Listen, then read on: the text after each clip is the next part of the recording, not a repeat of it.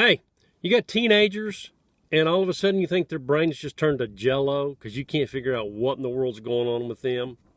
Well, I can't fix that, but I can kind of help you understand that a little better, maybe.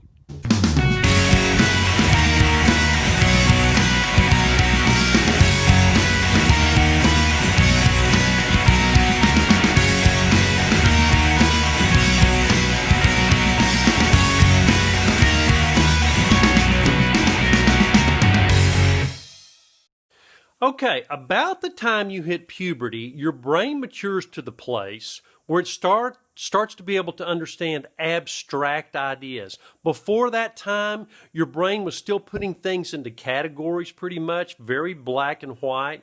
So, for instance, if you ask a third grader, if you say, Bobby, tell me who you are really. Who is Bobby on the inside? They don't get that. They don't understand that. They say, well, I'm Bobby. I don't know. But once you hit your teenage years, your brain matures to a place where you start to understand those abstract notions, like who am I on the inside? And the world changes from black and white to what my mom and dad say over to much more gray areas. That is the reality of the world, right? So there are exceptions to rules. There are nuances to things that before your brain couldn't understand. Now it gets that. It gets that very few things are just hard and fast rules. A lot of things now are gray. There's areas of gray. So the brain starts to understand that there are things to consider now instead of just things to understand. And one of those things to consider is that maybe there are alternatives to what my parents have been telling me, right? So that leads to the very typical parent-teenage argument or discussions, because the teenager just now understands and has the opportunity to manipulate different ideas and to think, what if? What if? Well, I know my mom and dad say this, but what if this? So they're just now to that point. So that becomes a challenge and somewhat fun for them to understand, and to understand that they can now think of different ways to think about things, right? The alternatives. Unfortunately, it can make parents nuts. Because even though they have that adult way of thinking, they don't have adult experience to go along with that. So we base a lot of our decisions, a lot of the things that we believe and the ways that we act based upon our past experiences, what has worked for us and what hasn't worked for us, through our life. Teenagers don't have that experience yet. So all the things that you try to tell them, this is the way it is, they're going to question that because their brain works that way now. I'm not sure. I need to make sure I find that out for myself.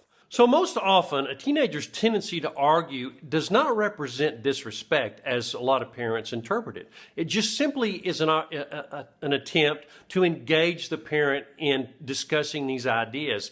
Very often, it exasperates the parent and then turns into an argument. But you got to be careful with that, guys, because you do want to engage your teenager in meaningful conversations. That shows them respect, but it also gives you an opportunity to open up conversation about those things that they're wondering about. Those are important conversations to have. Because of their lack of life experience, then, a teenager's brain seems to think in very romantic, idealistic notions, because they haven't encountered the realities of life yet as we have as adults. And that's where a lot of the arguments come from, is debating the idealistic notions against the more practical, realistic notions that we've come to discover as adults.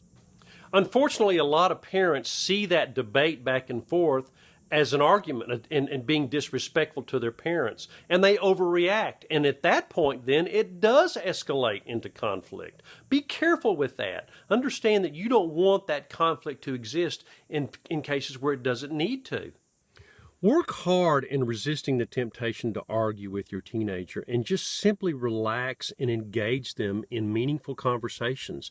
And you do that by asking them questions instead of making statements or comments back. You just ask them questions like, why do you feel that way? Or tell me more about that.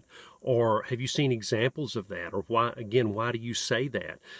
That's going to just elaborate on the conversation. But more importantly, that's going to help your teenager feel respected by you when you engage in meaningful conversations, because it makes them feel like you value what they have to say.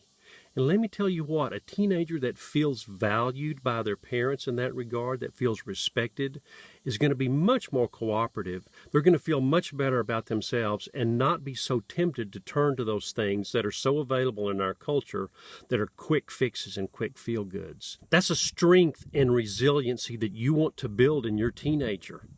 Now get out there and love those babies up.